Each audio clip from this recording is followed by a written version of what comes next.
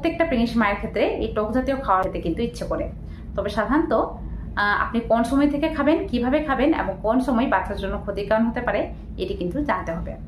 তার জন্য বিশেষত প্রথম যে টক ফলটির কথা বলবো সেটি হলো তেঁতুল।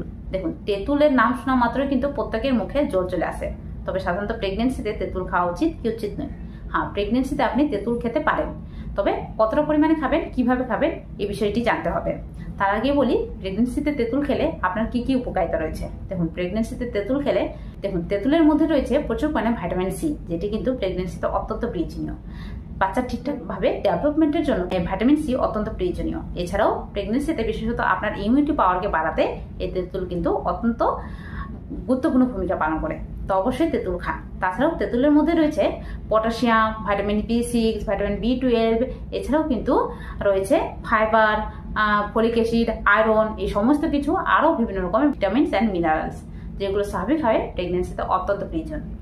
তো অবশ্যই তেঁতুল খান। তবে সাধারণত তেঁতুল খাওয়ার আগে যে বিষয়টি মনে রাখবেন সেটি হলো, তেঁতুল কিন্তু অবশ্যই 1 থেকে 2টো খাবেন এবং সেটিকে কিছুক্ষণ ধরে ভিজিয়ে রাখবেন এবং অবশ্যই হালকা ব্রাউনিশ টাইপের যে তেঁতুলটি পাওয়া যায় সেটি কিন্তু খাবেন কেটে, এবং লবণ দিয়ে খাবেন। বেশি তেল ঝাল, বেশি মশলা মিশিয়ে কিন্তু খাবেন না, বেশি স্পাইসি করে খাবেন না।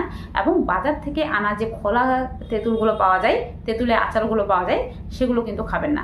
সেক্ষেত্রে স্বাভাবিকভাবে আপনার পেটে ব্যথা হতে পারে, অনেক সময় গ্যাসের সমস্যা, বুক জ্বালার সমস্যা, আরও বিভিন্ন রকম সমস্যা হতে পারে। তো এই বিশেষ জিনিসটি খেয়াল রাখবেন। তাছাড়াও প্রেগনেন্সির সময় তেঁতুল বেশি পরিমাণে খেলে যেটা হয়ে থাকে যে আপনার বিভিন্ন রকম ডায়রিয়া সমস্যা কিন্তু হতে পারে। এছাড়াও পেটে ব্যথা হতে পারে, অনেক সময় বাচ্চা মিসক্যারেজের কারণ কিন্তু হতে পারে। তো এই বিশেষ জিনিসটি খেয়াল রাখবেন।